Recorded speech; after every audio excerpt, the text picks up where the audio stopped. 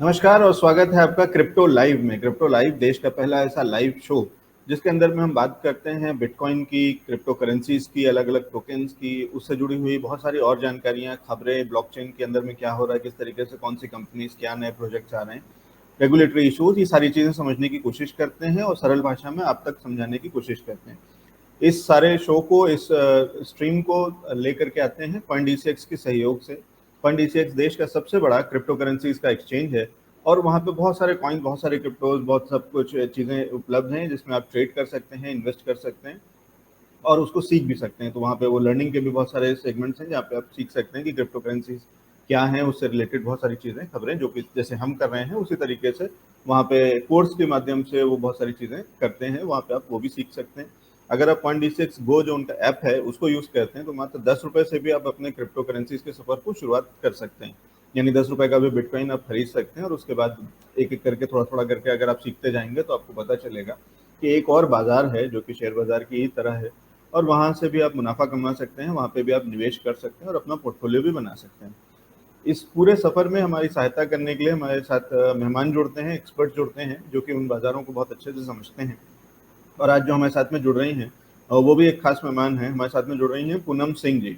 Poonam Singh ji crypto currencies को बहुत अच्छे से समझती हैं और उसमें से वो मुनाफा कैसे कमाना है, उसमें काम कैसे करना है, ये सारी चीज़ें सिखाती हैं और साथ ही साथ वो क्योंकि इक्विटी की भी एक्सपर्ट रही हैं और हैं, तो इसलिए वो और अच्छे से वो ट्रांजिशन भी ईजी होता है कि जब वो हमारे दर्शकों को, जहाँ हम लोग जो इक्विटी में ज़्यादा काम करते थे पुराने लोग, उनको भी वो सिखा पाते हैं कि किस तरीके से क्या सिमिलरिटीज हैं और क्या चीज़ें अलग हैं। पूनम जी, बहुत स्वागत है आपका हमारे शो पर। Thank you, Alex sir. How are you? मैं अच्छा हूँ पूनम जी, आपकी आवाज़ थोड़ी सी कम आ रही है। जी अभी इज इट ऑडिबल? हाँ हाँ, एकदम ठीक है, अभी this is audible. Thank you so much Poonam ji, आपने समय निकाला, हमारे साथ में जुड़ी हैं।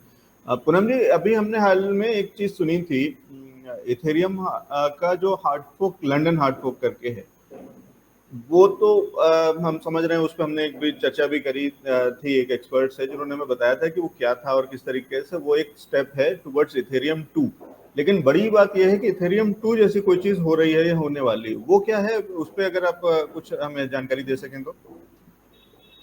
जी सो एलेक्स जी, जैसा आप जानते हैं कि इथेरियम मार्केट पोटेंशियल में बिटकॉइन के बाद सेकंड लार्जेस्ट कॉइन है। एंड क्योंकि इथेरियम डिसेंट्रलाइज एप्स को सपोर्ट करता है, उस वजह से मार्केट डिमांड इसकी बढ़ती जा रही है। अब देखना है कि इथेरियम 2.0 की ज़रूरत क्यों पड़ी।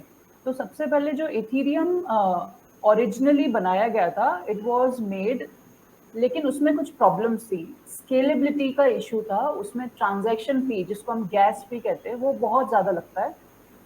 एंड उसका बेसिकली अभी क्या था, एक लिमिटेड नंबर ऑफ डिमांड को ही वो सपोर्ट कर सकता था।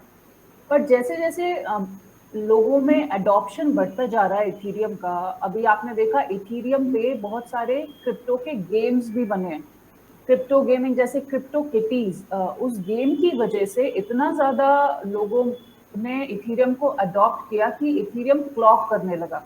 क्लॉक मीन्स नेटवर्क में स्टॉपेजेस आने लगे, या फिर ट्रांजैक्शंस बहुत फास्ट नहीं हो रहे थे, स्लो हो गया था नेटवर्क।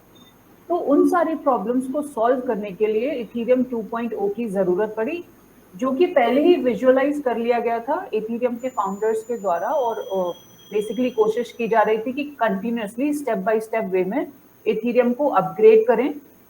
एंड इसी वजह से आपने देखा होगा, जो हमारा पॉलीगन मैट्रिक है, वो भी उन्हीं इथेरियम की प्रॉब्लम्स को सॉल्व करने के लिए लेयर 2 सॉल्यूशंस प्रोवाइड कर रहा था।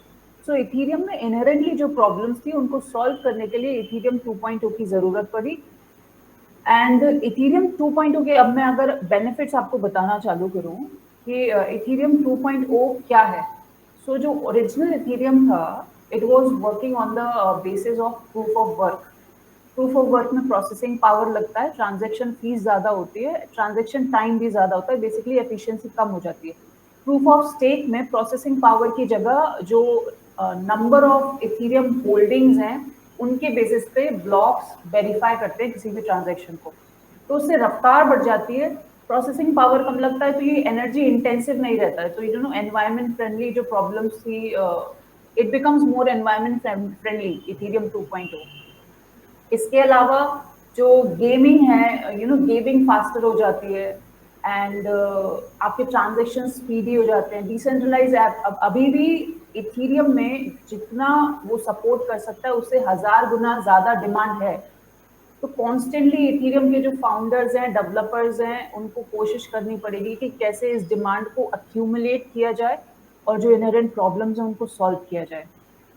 जी, ठीक है। तो हम ये समझ रहे हैं, इसको अगर सरल भाषा में मैं वैसे समझूँ एज अ लेमन, तो मुझे ये समझ में आता है कि एक नया वर्जन आ रहा है इथेरियम का, जो कि बहुत फास्ट है, बहुत बेहतर है पहले वाले इथेरियम से, और उसके चलते वो नई बहुत सारी जो डिमांड, नई चीज़ें जो हो रही हैं, जैसे गेमिंग हो रहा है इथेरियम के ऊपर में, या और बहुत सारी चीज़ें बन रहे हैं, बहुत सारे प्रोजेक्ट जो इथेरियम पे बेस्ड हैं, उसमें एक नई ताकत आएगी, एक नई स्ट्रेंथ होगी, नई स्पीड होगी, और वो समय की एक रिक्वायरमेंट थी जो कि इथेरियम के अंदर में है।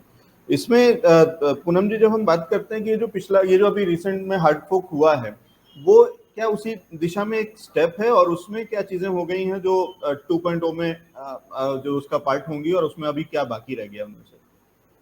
जी, सो जैसे आपने कहा, लेमन की टर्म्स में अगर मैं कहूँ तो जब भी हम कोई ऐप को डाउनलोड करते हैं तो उसको कंटिन्यूसली कंपनी अपडेट करती है, तो आपको ऑटोमेटिकली गूगल प्ले स्टोर से रिक्वेस्ट आ जाती है कि you need to update your software या ऐप। तो बेसिकली इथेरियम 2.0 वो एक अपडेट हो गया।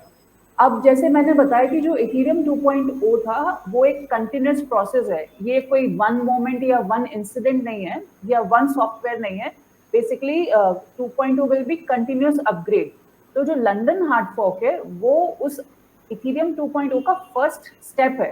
बेसिकली ये फर्स्ट मेजर इंसिडेंट है जिस दिन अडॉप्ट किया गया इथेरियम 2.0 को फर्स्ट फेज में, उसकी कुछ प्रॉब्लम्स को सॉल्व की गई। तो इथेरियम जो लंदन आर्ट फॉर्क है वहां पे आप देखेंगे कि दो चीजें बहुत ही बेनिफिशियल रही। सबसे पहला कि ट्रांजैक्शन फीस कम हो गई, एंड सेकेंडली इथेरियम बर्निंग, मतलब हर 3 मिनट 5000 इथेरियम बर्न हो रहे हैं। एंड उस वजह से क्या होगा कि जो बिटकॉइन का जो प्लस पॉइंट था अब वो इथेरियम के साथ भी आ जाता है। अभी तक इथेरियम की जो सप्लाई थी वो अनलिमिटेड थी, लेकिन जो hard fork, London hard fork हुआ है उसके बाद इथेरियम बर्न हो रहे हैं। बर्न होने से क्या होगा कि सर्टेन नंबर ऑफ इथेरियम एक black hole, internet black hole में चले जाएंगे, उसकी सप्लाई कम हो जाएगी। जैसे जैसे किसी भी क्रिप्टो टोकन की सप्लाई कम हो जाती है तो वो एंटी इन्फ्लेशनरी हो जाता है, बेसिकली डिफ्लेशनरी हो जाता है, जिससे लॉन्ग टर्म में उसके जो प्राइसेस हैं नीचे की जगह ऊपर जाने लगते हैं, जो कि बिटकॉइन के साथ है। बिटकॉइन की प्राइसेस लॉन्ग टर्म में क्यों आगे जाएगी, जो हम बताते हैं अपने कस्टमर्स और यूजर्स को, क्योंकि उसकी सप्लाई लिमिटेड है। सिमिलरली जब इथेरियम की सप्लाई भी लिमिटेड होती चली जाएगी तो वो सस्टेनेबल होता चला जाएगा, and then it will give tough competition to Bitcoin, because it will have that sustainability of Bitcoin। और साथ साथ डिसेंट्रलाइज एप्स की वजह से there will be huge demand in Ethereum. जी, और यही चीज मुझे लगता है कि हमारी जो ट्रेडिशनल करेंसीज थी उससे अलग करती हैं इस डिजिटल करेंसी को, क्योंकि वहां पे जितनी डिमांड बढ़ती थी उतनी सप्लाई भी बढ़ाई जा सकती है, और इसलिए वहां पे इन्फ्लेशन होता है। तो क्या मैं मानूं कि आप ये कह रहे हैं, या हम क्रिप्टो के अंदर में ये इसलिए ये काइंड ऑफ उस प्रॉब्लम को सॉल्व करने का एक तरीका है इकोनॉमिक्स के अंदर में, कि जब वहां पे इन्फ्लेशन इसलिए होता है क्योंकि सरकार नोट छापना शुरू कर देती है, और हमने बहुत सारे कंट्रीज में देखा है कि क्या हालत हुई है। तो उस तरीके से कई कई मिलियन, एक एक रुपए की कीमत जो है वो कई मिलियन तक पहुंच जाती है, तो वहां पे हालत वाले खराब होती है। तो उसका एक अच्छा सॉल्यूशन हो सकता है क्रिप्टो करेंसीज में, जहाँ पे डिफ्लेशन टाइप की ये करेंसी बनती है, जो कि क्योंकि उसकी खुद की क्वांटिटी उल्टा होने लगता है, कि कम होने लगती है, कि बिटकॉइन जितने बने हैं उससे कम होने लगेंगे, तो शायद इसलिए उसकी वैल्यूएशन बढ़ती रहेगी हमेशा। ये अच्छी चीज है। जी, सो ये कैरेक्टरिस्टिक्स किसी भी चीज की, अगर आप चाहते हैं कि कोई भी क्वांटिटी, मतलब कोई भी इंपॉर्टेंट आइटम है, फॉर एग्जांपल गोल्ड भी है, तो उसको लोग इसीलिए स्टोर करके रखते हैं बिकॉज उन्हें पता है कि लॉन्ग टर्म में इसके प्राइसेस अगर ऊपर नहीं गए तो नीचे भी नहीं जाएंगे, क्योंकि उसकी क्वांटिटी कहीं ना कहीं इतने प्रॉब्लम्स हैं गोल्ड को एक्सट्रैक्ट करने में। आपको जमीन के अंदर एक्सट्रैक्शन में क्वालिटी होता है, हमेशा उसकी डिमांड ज्यादा रहती है और सप्लाई कम रहती है। तो सिमिलरली सारे क्रिप्टो करेंसीज तो नहीं है कि सप्लाई लिमिटेड हो, लेकिन इथेरियम बिकॉज जो फाउंडर्स हैं, जो अपग्रेडर्स हैं, डेवलपर्स हैं वो समझते हैं कि किसी भी क्रिप्टो करेंसी को अगर सस्टेनेबल बनाना है लॉन्ग टर्म में तो उसकी सप्लाई को लिमिटेड करना ही पड़ेगा। And this is how you know digital currencies का ये फायदा है कि उनको कोड करके अच्छा बनाया जा सकता है। ठीक है, तो पूनम जी, लेकिन आप फिर ये कह रहे हैं कि कुछ एक ऐसे भी बहुत सारे कॉइन्स होंगे जो कि ऐसे नहीं हैं, जो कि जिनकी हार्विंग नहीं होनी है या उनका कम नहीं होना है, और वो बनते भी रहेंगे, माइनिंग के साथ में बढ़ते भी रहेंगे, और उनके वैल्यूएशन बढ़े या घटे, लेकिन उनके प्रोडक्शन जी बढ़ता रहेगा। जी, सो जैसे डॉज कॉइन है उसकी सप्लाई अनलिमिटेड है, एंड ये लंदन हार्ड फोर्क के पहले इथेरियम की सप्लाई भी अनलिमिटेड थी। सो हम ये नहीं कह सकते कि कोई अगर क्रिप्टो करेंसी आज सीमित नहीं है, मतलब अनलिमिटेड सप्लाई है, तो फ्यूचर में भी अनलिमिटेड सप्लाई होगा, because it depends on the developers and जो भी लोग उस पर काम कर रहे हैं बैकएंड में। सो जी, इथेरियम इससे पहले अनलिमिटेड सप्लाई था, बट नाउ सॉफ्टवेयर अपग्रेड की वजह से now it has this burning process, halving process, जिससे अब सप्लाई सीमित हो जाएगा लॉन्ग टर्म में। ठीक है, तो इसको अगर हम एक कंपैरिजन में हम दर्शकों के लिए देना चाहूँ, तो वो मैं ये दूंगा कि रियल एस्टेट से अगर इसको कंपेयर करें कि वहाँ पे ज़मीन कितनी है, प्लॉट कितने हैं, किसी भी जगह पे कितना बिल्डिंग बन सकती हैं, तो जैसे मुंबई जैसा शहर है जहाँ पे बहुत ही वर्टिकल शहर है, बहुत कम ज़मीन के ऊपर में और बहुत हाई राइज बिल्डिंग बनानी पड़ती है, तो वो सप्लाई सीमित है उस रियल एस्टेट की, यानी ज़मीन की, इसलिए उसकी प्राइस बहुत ही बढ़ता जाता है। तो वो क्योंकि रेस्ट्रिक्ट हो गया, चारों तरफ समंदर है और उसके आगे आप जमीन खत्म हो जाती है।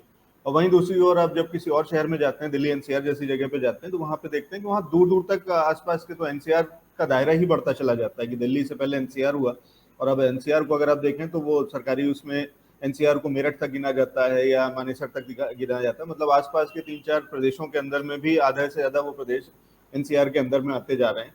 तो क्योंकि जमीन की सप्लाई वहां उस तरीके से बढ़ाई जा रही है कि हाँ, उसको भी एनसीआर का पार्ट मान करके और उसको उसके ऊपर में डेवलपमेंट होता जाता है। तो ये एक तरीका है चीजों को बैलेंस करने का या उसकी वैल्यूएशन बढ़ाने का। इंटरेस्टिंग। क्या पूनम जी, ये जो अभी हार्डफोक और ये वाली जो चीजें हुई हैं, लंदन हार्डफोक और क्या हम मान सकते हैं कि इसके चलते इथेरियम में एक बड़ी बढ़त अभी देखने को जो मिली है उसके प्राइस में, उसका रीजन ये हो सकता है लंदन हार्डफोक? जी जी, जैसे क्योंकि किसी भी चीज की जब आप जानते हैं, लोगों ने जाना कि इसकी सप्लाई अब सीमित होने वाली है, एंड जब सप्लाई लिमिटेड हो जाती है तो ऑब्वियसली डिमांड बढ़ जाती है। सो अभी हमने पिछले हफ्ते 8% इंक्रीज देखा था प्राइसेस में, एंड जल्द ही इसका वी आर एक्सपेक्टिंग कि अप टू 10,000 पहुंच जाएगा। So as of now I think it is around 2935।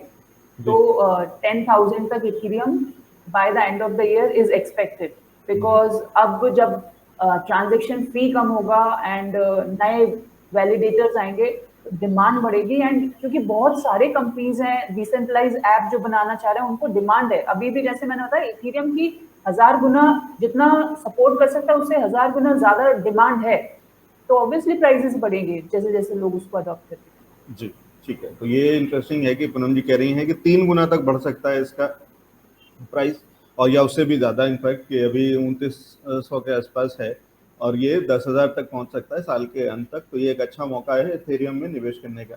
और एक भी ये बड़ा कॉइन है, दूसरा सबसे बड़ा कॉइन है जहाँ तक मैं समझता हूँ पूनम जी, तो अगर ये चल रहा है और साथ ही साथ इसका चाहे रब ऑफ इफेक्ट हम समझ लें बिटकॉइन पे भी पड़ रहा है, तो कहीं ना कहीं मेजर जितने भी कॉइन्स हैं उनको सब में एक अच्छी रैली हम यहाँ से और रिकवरी का मोड देख सकते हैं। बिल्कुल, हर वो जैसे हम हमारे प्रीवियस एपिसोड में हमने डिस्कस किया था कि जो कंसोलिडेशन फेज में चल रहा था बिटकॉइन अभी तक, 19 मई से अभी तक कंसोलिडेशन फेज में था, 40,000 और 28,000 के बीच में लटक रहा था, ऊपर नीचे चल रहा था, but now it has cross 42,000। तो अभी वी आर एक्सपेक्टिंग कि 43,444 है अभी। तो जैसे 45 क्रॉस करता है उसके बाद डेफिनेटली अगले 6 महीने के लिए बुल रन इज गारंटीड। ठीक है। तो जैसे मैंने पहले भी बताया था कि जो 28,000 पे आई वाज सेइंग एवरीबॉडी कि बाय कर सकते हो डिप को, बट सब और डिप का वेट कर रहे थे, but now they will be regretting कि अरे ठीक है। अभी गाड़ी तो मिस हो हाँ, गई। तो हमें लग सकता है कि शायद उन्होंने बस मिस कर दी है और एक अच्छा मौका खो दिया, क्योंकि 28-29 हज़ार के लेवल पे आप एंट्री कर सकते थे और अभी आप 43,000 के आसपास बैठे होते। तो वो एक इंटरेस्टिंग चीज़ है। और अब जो कह रही हैं पूनम जी कि रेजिस्टेंस लेवल इसका जो है वो 44 से 45,000 के बीच में है, और जैसे ही इसको तोड़ेगा बिटकॉइन, तो ये एक नई रैली, एक नए बुल रन में फिर से वापस आ जाएगा और फिर से वापस अपने पिछले हाइस को रिक्लेम कर सकता है और उसके भी और आगे जा सकता है। जैसे इथेरियम डेफिनेटली। में पूनम जी आप कह रही थी कि एक साल में हम उसको 10,000 तक के लेवल्स आप देख रहे हैं टारगेट। बिटकॉइन में अगर मैं बात करूं तो एक साल के अंदर में या एक साल बाद तक आप कितने क्या लेवल्स देख रहे हैं यहाँ से? तो बिटकॉइन की प्राइसेस कहाँ तक पहुंचेगी ये प्रेडिक्ट करना एक्चुअली मतलब आसान काम नहीं है। बट 65,000 से हम नीचे आए थे तो डेफिनेटली 80 के ऊपर तो मैं एक्सपेक्ट कर रही हूँ, but I am not very sure exactly कि मतलब कुछ लोग कहते हैं कि 100,000 भी पहुंच सकता है bye the end of the year.